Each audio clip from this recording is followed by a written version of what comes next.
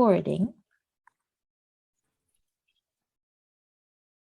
And let's wait a minute or two more to get people coming in.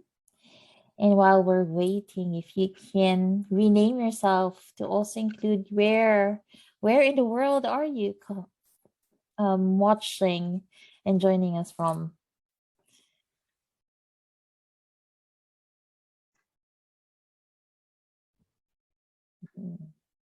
Let's see. Hi, Florian. Hi, Alexander.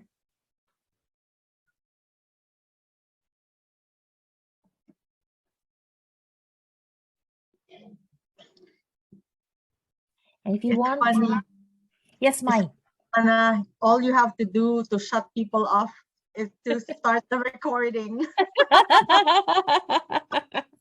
Oh, no. Sorry, you were saying.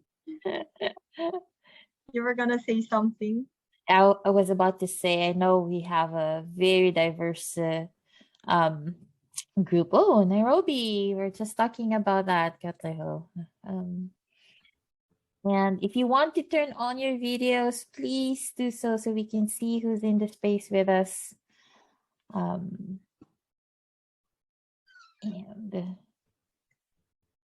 Michelle, hello.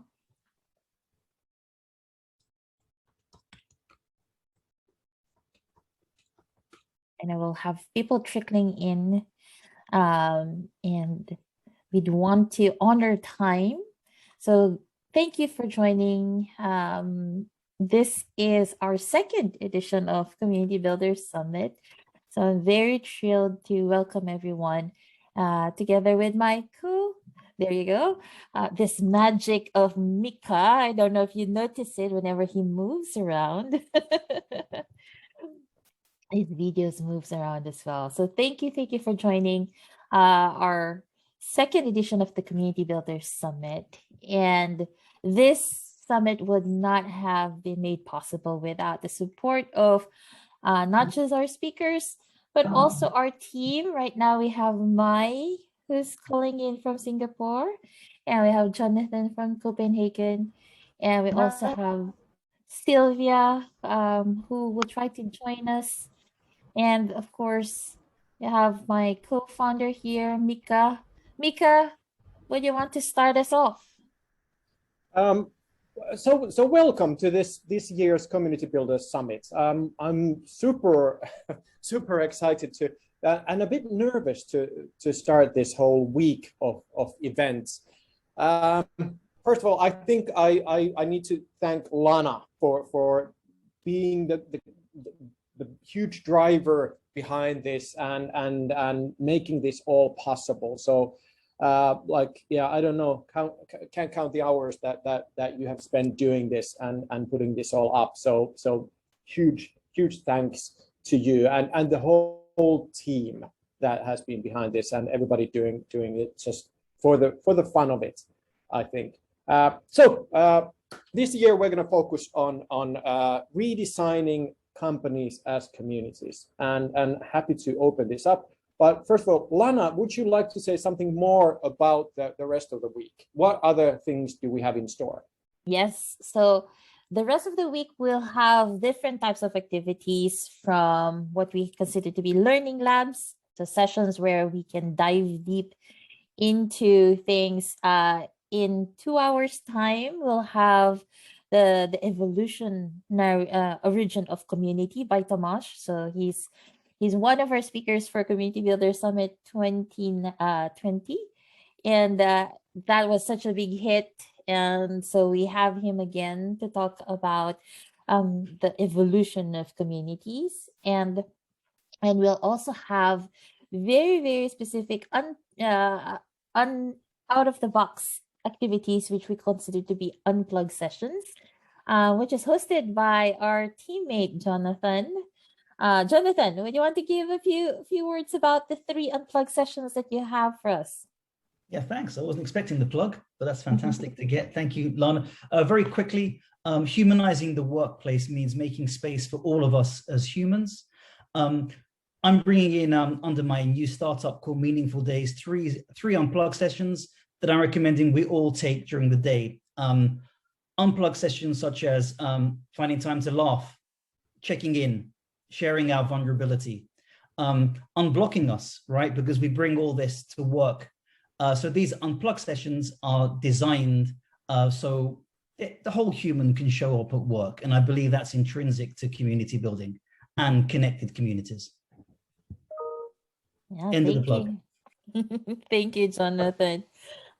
We also have demo sessions from different platforms.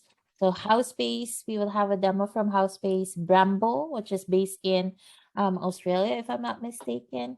And We Technology is also giving a demo on their platform, and also another one, Zealous.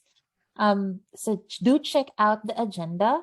I'll put in the link here where you can find all the different activities from the learning labs, from the demo sessions, and also the unplugged sessions. And then we have our lightning talks, which you would already, some of them you would already find uploaded in the website. So I'm looking forward to engaging with you deeper in the learning labs. I myself will be doing 2 sessions at the end of this week. One is on cultivating safe and brave spaces in communities, and then all about human-centric companies.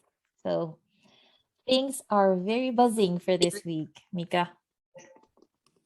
Yes. Okay. How should we start? So I shared this Housepace link in the Zoom chat, and I will share that one more time. And if you see somebody else coming in, please do share that. So please log into that Housepace, and we'll do some I wouldn't call exercises, but some sharing there. And I would really love to see your faces. So if you're not driving or doing anything dangerous, please have your camera on. So we can have a discussion. So I won't be here flying solo. Okay, so let me share my screen with you. Actually, no. Let's go to that Housepace. But I will share that anyway. So you will see what it should look like.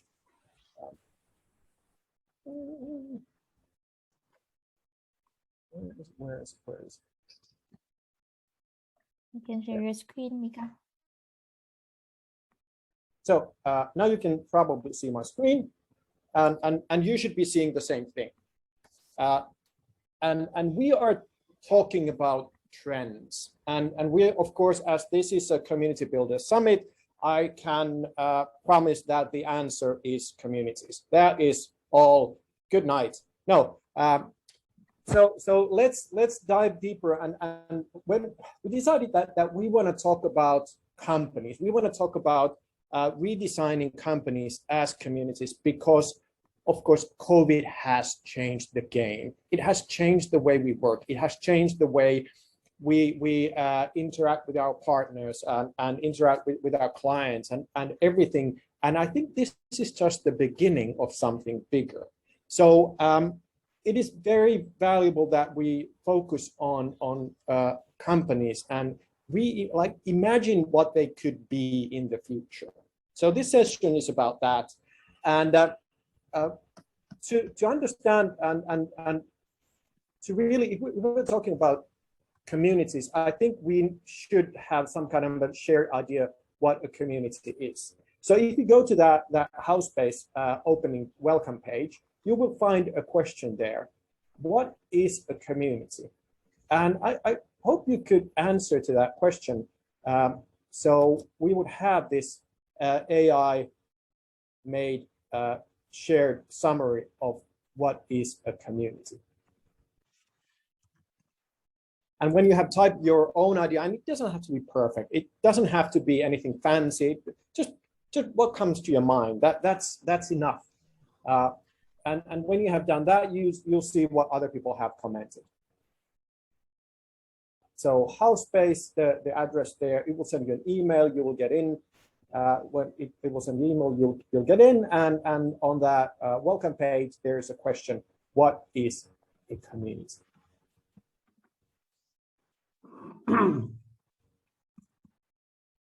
Paco, are you there? Good. Well, on mute. Otherwise, good. Oh, sorry. Yeah.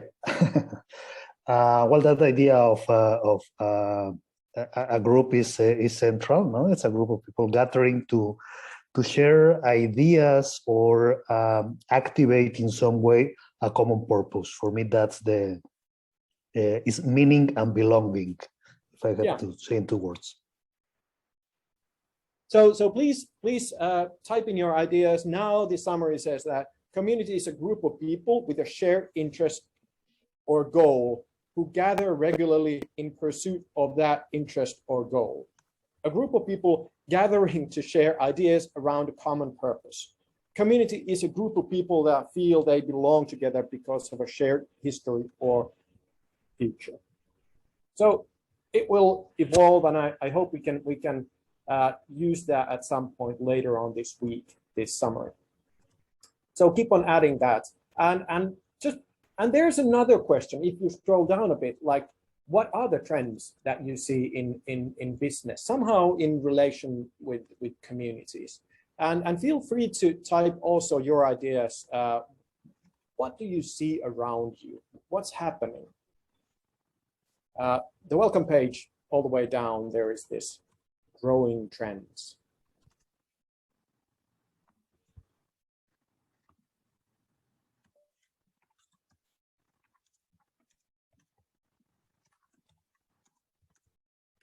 Okay, so let's move on and let's move forward. And when we're talking about companies, we're talking about communities because this is a community builder summit. But now we're talking about companies. So if you navigate on top, there's a navigation house space, and you click the companies, you will get another question. What is a company? Because I think we cannot talk about redesigning companies as communities if we don't have any kind of shared idea what is a company. And again, just your perspective on this. It doesn't have to be any scientifically accurate description of what is a community, but just your take on the topic. Can be just some words that you associate with the idea of a company.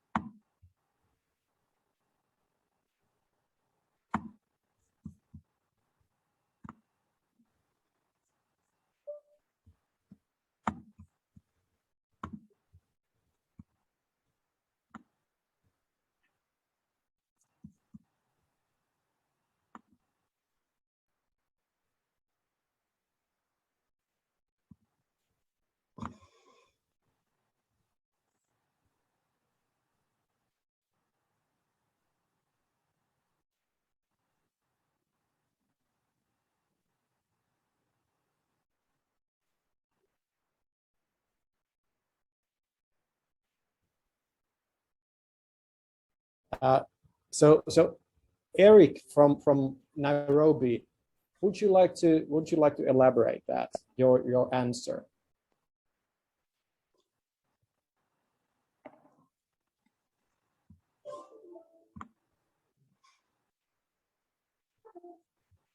Oh, yeah, calling for Eric from Nairobi.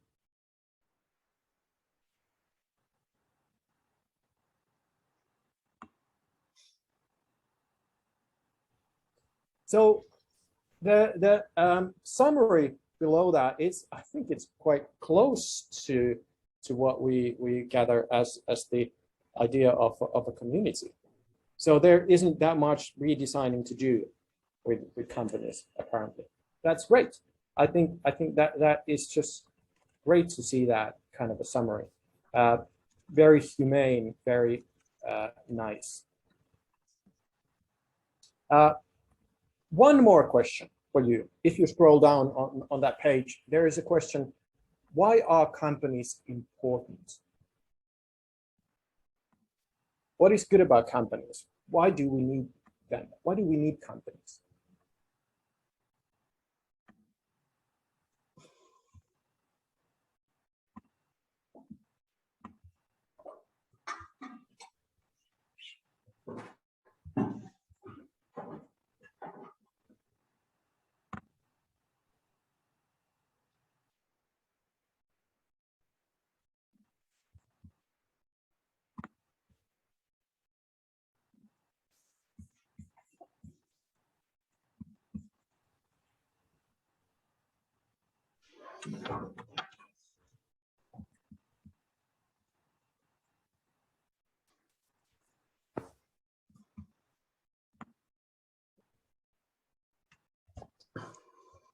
So Kirsten, you just came in and it's all silent. So it must feel a bit weird. It's okay. I had no idea I had no idea how big this would have been. It's this talk. Yeah. But hi, nice to be part of it. Please log into Housepace. There's a link in the Zoom chat. It will send you an email and you'll get on board with this. Okay. Work. So what we're doing now is we are gathering our ideas, like what is a company? What is our description for a company? And why are companies important?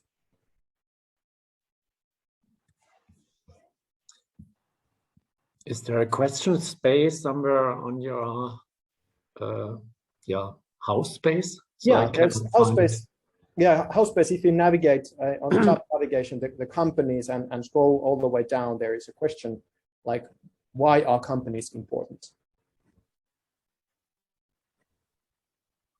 Just see the growing trends. Then this triangle is showing up, but no other question. In the top navigation, you will have to click the companies tag. Ah, okay. Yes, thank you.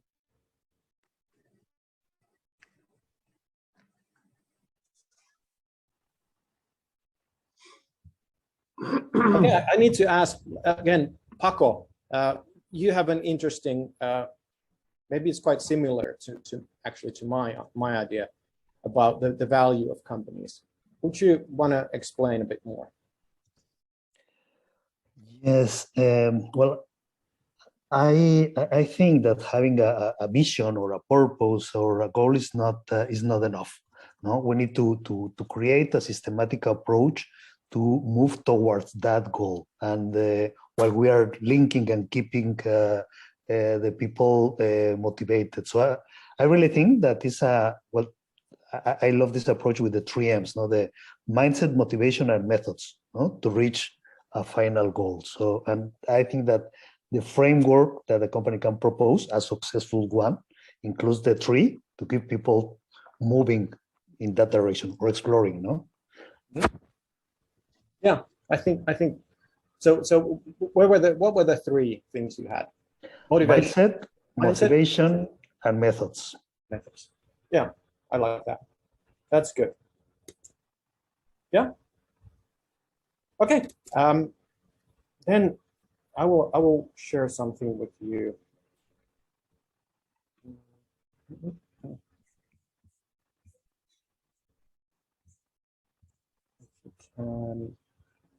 Let's see if this works now. It has been problematic with Zoom. If you can you see my slides change here? Or is it just one slide? It's changing, Miikka. It's changing. Okay. So we're watching your presentation yes. Presentation mode, huh? Yeah, and you see this, or are you seeing my like 2 slides like side by side? Yes. Okay, that's weird. Then I'm doing it the wrong way. I should share not the presentation. It's always the same with the Keynote. I need to share my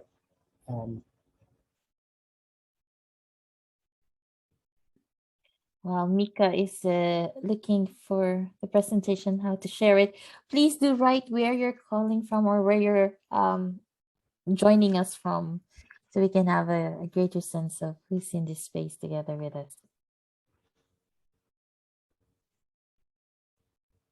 Well, anyway, I'm gonna share this with you anyway. So if you're seeing my screen now, it's okay. Now we've been defining what is a company, but let me give you one more definition for this. I think company is an intangible legal entity that can make contracts. So it's a group of people that form a company, and they decide that this entity it's sort of like a one person that can make contracts and make deals. It's a financial instrument as well. And I think where companies have been quite successful is that they've been able to focus investments and that way scale things. And let me give you a story of that. I just love this idea that this ice trade that took place in the 19th century, and it went like this: that people used to harvest ice in North America. Of course, they saw the ice from ponds and lakes, and they stored it in some barns so they could use it during the summer to keep the food cold and reserve stuff with the ice. And then somebody came up with the idea that let's make this a global thing. And of course, some businessmen understood that here's a great opportunity to make money, to make profits, and make great things from this. And they started building companies around this. They started really going big and gathering all the ice and as much as possible. And then they had to innovate like crazy. They had to come up with special trains and special warehouses, special ships to move the ice. And they were really successful in that. Of course, they made some mistakes. They took the ice to places because of course the idea was to take the ice south where there was no ice. But originally they also met people who had no need for ice because they knew how to preserve their food without ice because they have done that for ages. But then they understood that they can also make this as a luxury product. So they took ice from Northern America all the way to India. So can you imagine the process of taking ice in the 19th century from a lake in Massachusetts to India, to Calcutta? And so that some British person could have their drink, their gin and tonic with ice in it. Nobody else would have ice. So it was a weird thing to have. But the whole business grew and it became very successful. And this Frederick Tudor was one of the key players and one of the biggest entrepreneurs in that area. In this picture, you see him looking very, very handsome, of course. So, but do we have that business anymore? Are we shipping ice? Are we getting ice from North America? No, it just disappeared because of new inventions and refrigerators and different ways of making ice. So there was no need to transport ice anymore. So that was it. So what I'm saying is that we can see this as a bigger trend, and to put some punch in it, I say that companies will disappear in general. We don't need companies in the future. And to tell this story, I like to use this kind of a framework that if there was a time before something, there will be time after that thing. And I think this is good to keep in mind when we think that something is very permanent, something is here to stay. We can think, was there time before this? If there was, there probably will be time after that. So that's why I'm saying that there will be time after companies. there will be time when people will look back and say, yeah, that was a weird time when we had these things.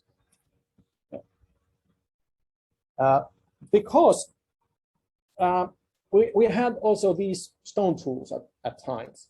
There was a big period, long period when stone tools were the big frenzy, the hype, the culmination of everything that we knew.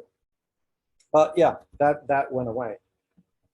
And when we look back, of course, we understand that now that was like thousands and thousands of years ago. So it's obvious that was a period in time. But people living during that period, they of course couldn't see that it would end. There was a time of geocentricity when we thought that the Earth was the center of everything, and now looking back, it seems silly, of course. But during the time, that was it. That was the way people thought. Rotary phones. During the time when we had these, nobody thought that we would have these weird things in our pockets that could do everything and even more. But some of us had these. I don't know how old you are, but some of us had these at home. Maybe some have still them at home. But so these weird things, they used to be the coolest. But yeah, that's gone. There was a time before Soviet Union, and now we understand that there is a time after Soviet Union. Of course, it's obvious that it collapsed. There was a time before fossil fuels, and now we can see that there will be time after fossil fuels, because we are somewhere that we in between the old world and the new, and we can sense that there is something new coming. We don't know, is it going to be electricity? Is it going to be what is the way that we are going to transport energy from A to B? But it's not going to be oil. It's not going to be coal. It's going to be something else. There's going to be a time after social media. And we can already see that there's going to be time after social media. We can see from each platform that they are going to die. We can see already there are dead platforms, so there will be new dead ones, and the social media is going to disappear. But of course, the future after social media is not going to be the same as the time before social media. So something is going to happen in between. And this is now we're getting into this territory that is I think for me it's more difficult to understand. That there was a time before doctors, and there will be time after doctors. So I just have to go back to my original claim that if there was a time before something, there will be time after something. So I have to say that there will be time after doctors. There will be a time after airplanes. I don't know how that's going to happen, but there certainly will be time after airplanes.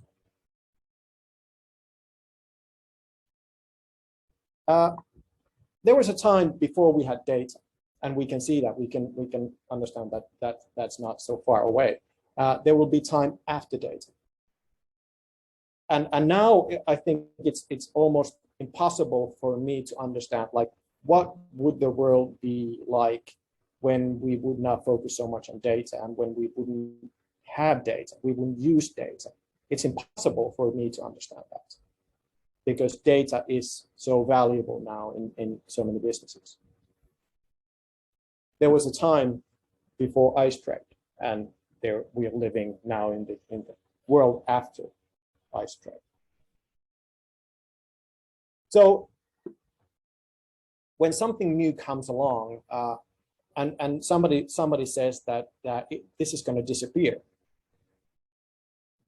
typically we answer, it's never going to happen. when we start seeing that the end is closing in, or that we can see other options, we see it's plausible that this will disappear. And then we say it's likely. And afterwards we say it's obvious. Of course it disappeared. We didn't need it at all. So it was actually good that it disappeared. So I think when it comes to companies, we're somewhere in this area of it is plausible, should be. And some people say already that, yeah, why do we need companies? Can we just all be freelancers and we all just work as individuals? Why do we need companies? Can we just form different groups here and there, and why are companies needed? So I find this to be interesting frame of thought to think about, like, if there is going to be a time after companies, what is it going to be like? Why I believe that companies are going to disappear is simply this, that let's, I don't know if this works now. That if we look things from the employee perspective, or we look at the employer and employee, so and ask, what can an employee bring to a company? Of course, time. We see that in the early days of industrial age, it was people were resources. People were parts of the machine. So people had to be there in time and spend like 10 hours, 12 hours, 14 hours or something at the factory and do stuff. So time and action. Of course, that's not enough in many relationships with the employer and employee. We need somebody to use their senses and observe their surroundings and react to things that are happening. And of course, that grows skills. And people are skillful and they're getting paid more, and they are more valuable to the company as they are more skilled workers. And then people can have experience. When you have worked long enough in certain area, you become experienced, and you have great knowledge. You can gather that knowledge from studies and from being connected with other people and learning from different businesses. And then there are these connections and talent. So some people are more talented than others, and some people have better connections than others. But you can also modify. You can sharpen your skills, but you can also become more talented by training, and you can broaden your connections. But then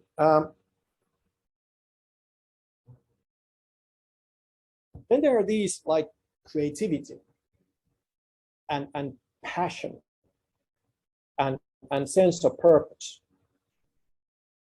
Those are quite important things, that elements that people can bring to their workplace, and those motivate other people as well. And if somebody is really creative, that can all of a sudden change the whole business and really accelerate things. So why I think companies are going to disappear and why companies are in trouble, because companies are always tied to money somehow. They're investment machines in the end. And when you're tied to money, then you're tied to the bottom things. You're tied to time and actions and observation and skills and experience and knowledge. But it is very difficult to motivate anyone's sense of purpose or passion with money. And those, as I said, those are becoming more and more important in business. and companies have difficulties tapping into those because they always have to have one leg in the money pit, and they're trying to reach and be purposeful. They're trying to be something else than money-making machines. And don't get me wrong, I love companies. I adore many companies, and companies are great instruments, but I still believe that we should look beyond the time of companies. Because there is this huge gap, like how can we motivate these very important things like sense of purpose, passion, creativity, connections, talent, knowledge. How can we do that? How can companies do that? Yeah, I know some companies are experts in that. Companies are very good at that, but you cannot really motivate those with money, but you can only motivate them with similar things. If you have people share their sense of purpose, and you're surrounded by people with similar passion or creativity, you're allowed to work with other creative people, then you flourish and you bring your creativity to the workplace. And same applies to connections. If you're able to build your own connections and expand your connections and take your talent to wherever the talent wants to go, and build your knowledge, then you will enjoy your work. You will bring everything you have to that workplace. So I think it's plausible now that companies might disappear, because companies are not that good at tapping into those higher level things. They don't know, because they're always stuck with the money. So how could we see the future where these things are in the core, so that you wouldn't have to measure things in time or individual actions, but you could be free of those? So this is my question now to you. As I think companies are great at accelerating growth by concentrating investments and gathering money and putting that all into good work. That's great, but that's also their Achilles heel, that they are stuck with the lower level things, because they need to create the money. They need to create profits, and I'm all for that. I love profits. Don't get me wrong, but to reach these higher level things, there need to be some ways of doing that. And when we're talking about trends, I think it's good to look beyond the obvious and try to see that how can we create something that really reaches into these sense of purpose, passion, creativity, connections, and talents. How can we make something that is built around those things and not built around the lower level things? So I believe that is going to be the big shift that we are facing, hopefully pretty soon. And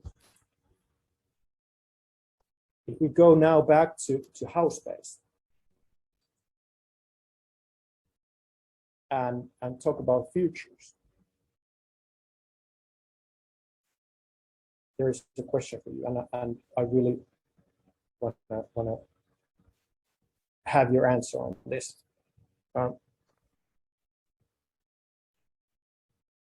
So if we want to build something in the future, we can call them still companies, but they will be something drastically different. How could we build something that is really focusing on these higher level things? What would it be? how will companies need to change to reach these? So I would really appreciate your input on this. In-house space, top navigation, futures.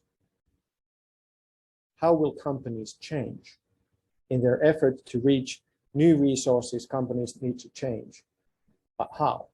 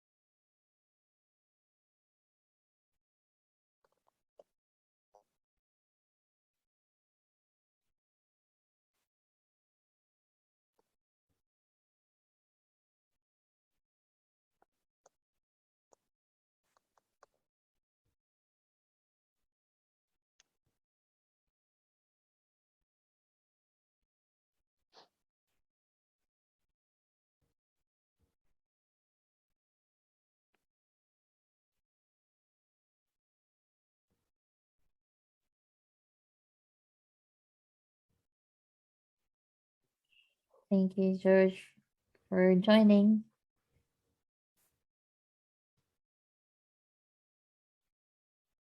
Thank you very much. See you later this week. Bye-bye. So I would like to hear some of your comments. You can still type, but like Katleho, would you like to elaborate your idea? Yeah, sure. Thanks, Miikka. I mean, firstly, thank you for the presentation. I guess my brain is still churning on the idea, right? Such a great concept. But yeah, I mean, I think as I follow your train of thought, I actually read Hoffman's book, The Startup of You. I don't know if any of you guys have read it, but he's got this really interesting concept of that actually in the future, how employees will see themselves is less as people needing jobs, so needing to be hired, but will start seeing themselves as entrepreneurs. So they themselves are ventures, right? Like, and then basically they would be just partnering up with different institutions for periods of time to serve them. So I think listening to what you said, when that idea came to mind, hence my share to say, like, I think the future will be people see themselves as like independent value adders. And the only reason why I would join a company is not because I need profit, but I see that space as the best way to optimize the value I want to create in the world. So that's kind of the thinking. But also I don't think of it as like a long-term contract, but as a space where it's like we add value and then we can disconnect value and go add value somewhere else, you know. So yeah, that's just the thinking. That's good. That's good. Mai, do you want to add something to that? Based on what I wrote? Well, anyway. Oh, okay. Wish. Miikka, it's mind blowing, as Katleho had said, what you had shared. Never thought of it that way. And actually, Katleho, I've never read that book, but now I want to read it now that you've mentioned it. Looking at ourselves as a company in itself, right? As a venture in itself is a new thing for me, although you see it more and more.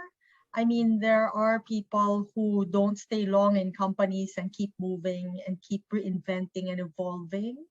And, it always fascinated me, Miikka, because I'm like, what makes them tick? And it's that kind of the thinking, and I'm going back to a Paco word, mindset, right? Their motivations, mindset, and methods are very different from the norm. And it's really, it's a different way of thinking. And so I'm kind of marinating in all these new things. I've never looked at it the way Katleho has looked at it. I do see that, and I'm kind of biased because I work for a nonprofit, that you should look at different motivations for people. And there are very specific and personal motivations for people to do what they do. And that is a higher thing than just, paying them a salary for X amount of time and effort and for tasks. Yeah. So Paco, what's your take? Well, I agree. Well, thanks for the presentation. I think it's really good to have this conversation to start the week. And well, I agree that we are living in new times that require a completely new organization that is emerging now. No, so we have some examples that have been successful recently, but we need to experiment more. And but we need to have that view that nothing is permanent, right? So I was reading a book during the weekend, and they were mentioning a map that tells the history timeline of the world, and we can see how things are changing, no? But we as humans, we think that well, the countries as exist now have been there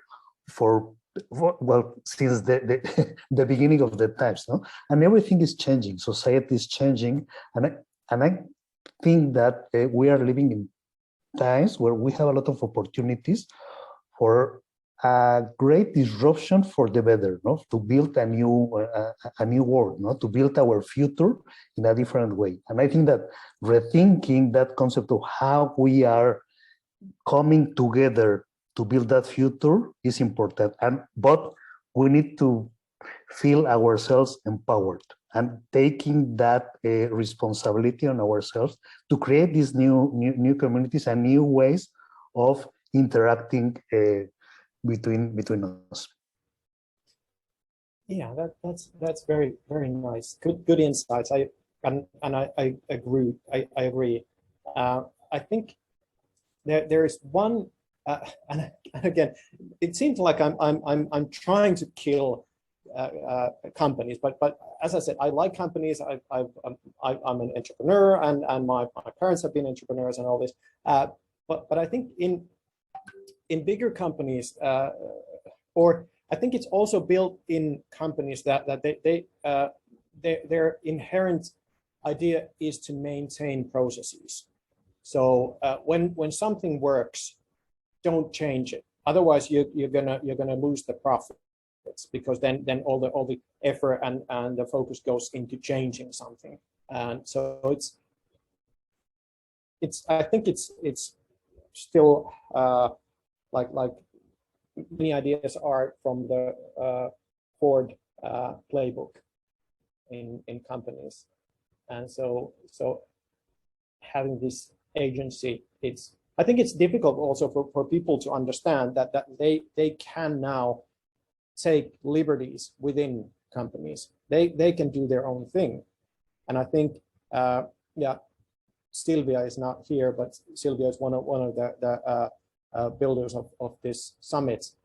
She has within a big organization carved her own way, despite all the resistance even. So I think, but people quite often they adapt to the role that they're given in an organization and take it as it is, like these are my duties and I need to do this and this, and not really understand or even question that they could do whatever because it's not allowed. Okay, Kirsten, you came a bit late. How does this all sound to you? Yeah, it sounds very interesting.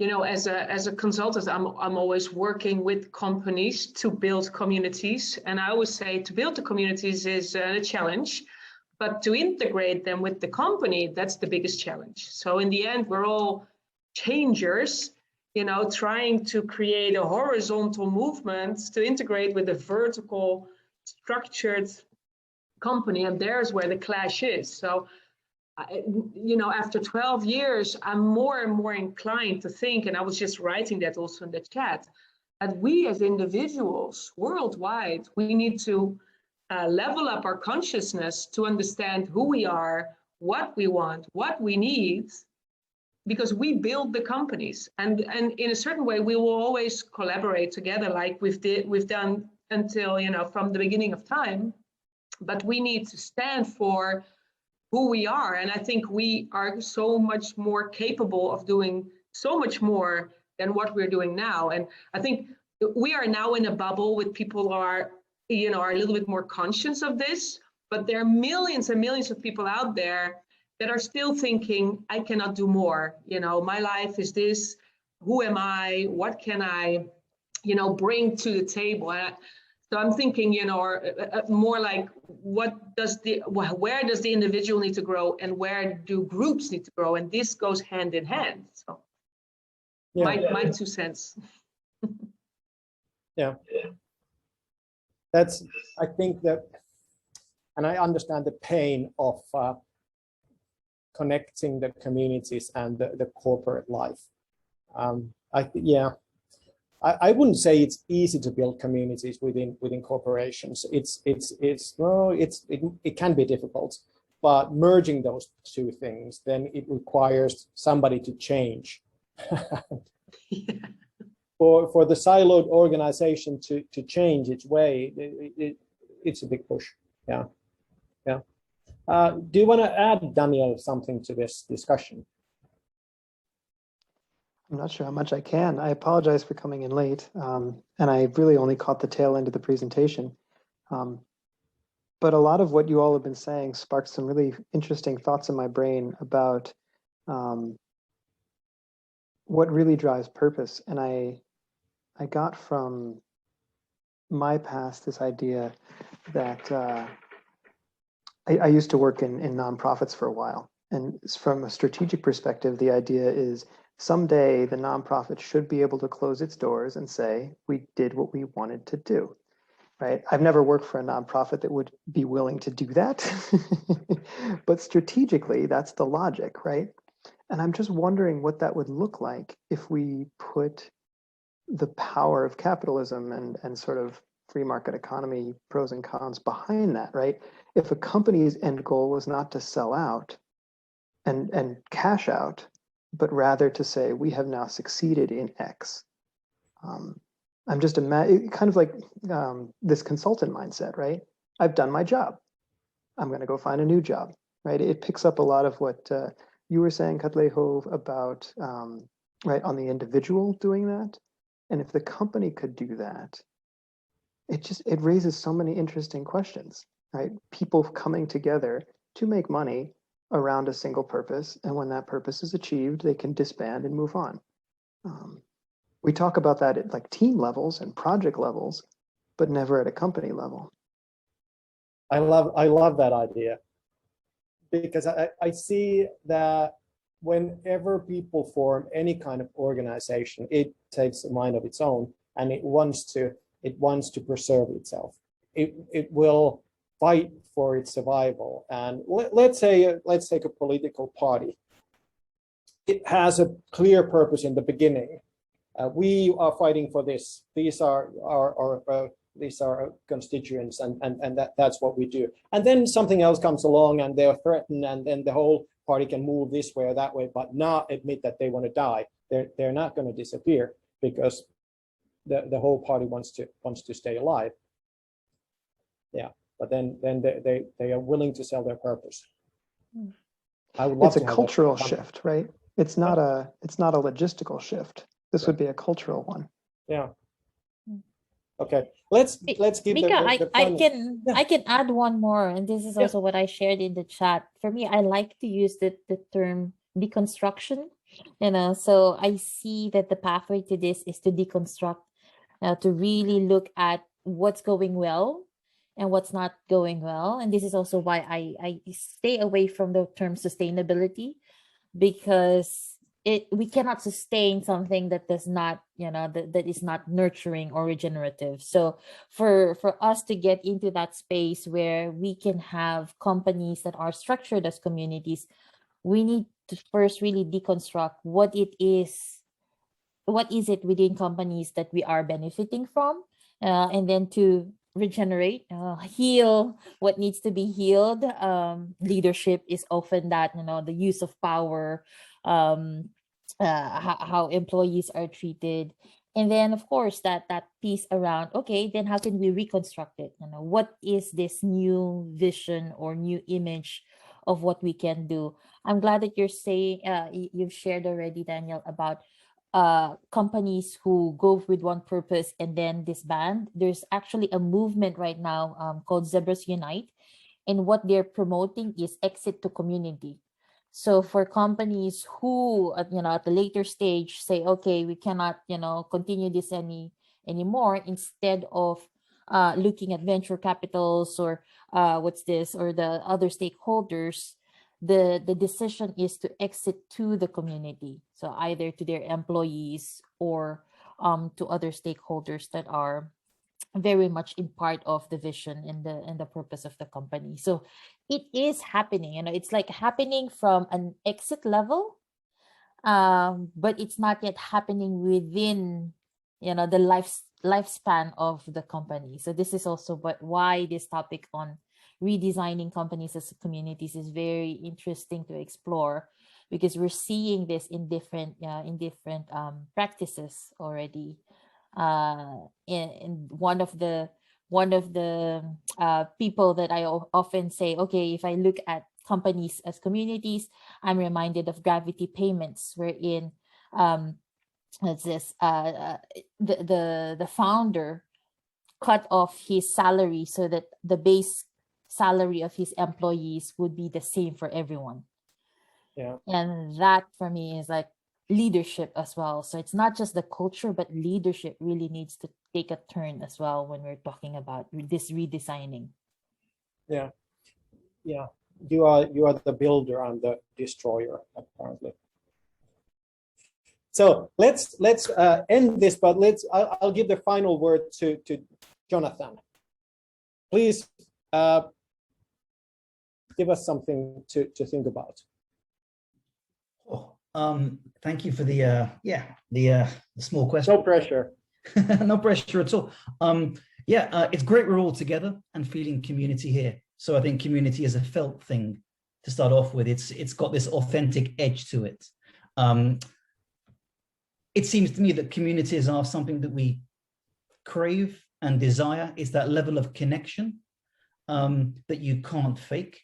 I think we're also alluding to consciousness. I think Kirsten's view, do we actually want to be here? Asking that question, do I actually want to be here? And I think companies are moving towards, I would like companies to move to, or employees, to a level of authentic living where everyone actually wants to be there. But I'm very curious as to know what are the drivers for that. You mentioned money. If we threw money out the window and we lived in a moneyless society, I'm curious to know who would actually quit their jobs. I think there'd be a massive departure of that. So on one part, I think that I sense a level of optimism and a need. We're interconnected species. We want community. On another side, I think we have a challenge with companies that aren't born as communities that are driving shareholder value. It's really difficult to spark off a revolution within community rather than just siloed projects, picking up trends. When companies wanted to go digital, they tried, but they weren't born as Google, right? When social media came, they tried to jump on the social media bandwagon. They ended up like driving ads. When it comes to community, I think the big question is, what are the big systemic changes that are needed to drive it? Because it needs something big. And I wonder what that is. But in concluding, I think that the upside of that is that we'll all start living authentic lives and getting close to that, right? And living the way we actually want to, which is quite a journey. And many people, I think, are trapped in this kind of like, work for many can only get so authentic. I have meaning and purpose, but if I wasn't paid to be here, would I actually be here? So I wonder what system we can get rid of, but we all crave this connected experience. I hope that helps, and thanks for the presentation, and thanks everyone for the views. I'm totally in and part of it as well, because I seek that community and connection as well. Okay. That's it. Thank you, Jonathan. Thank you, everybody, for being here, sharing your ideas. And the HowSpace platform is open. You can go back there and check out whatever you wrote there and what others have commented. Thank you so much, and enjoy the rest of the week and these Community Builders Summit events. Take care. Thank you. Be authentic. Bye. Bye. Thank you, everyone. Here's Miikka.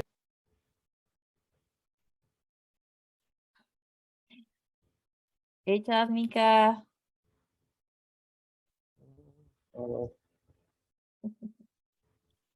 Okay, that was fun.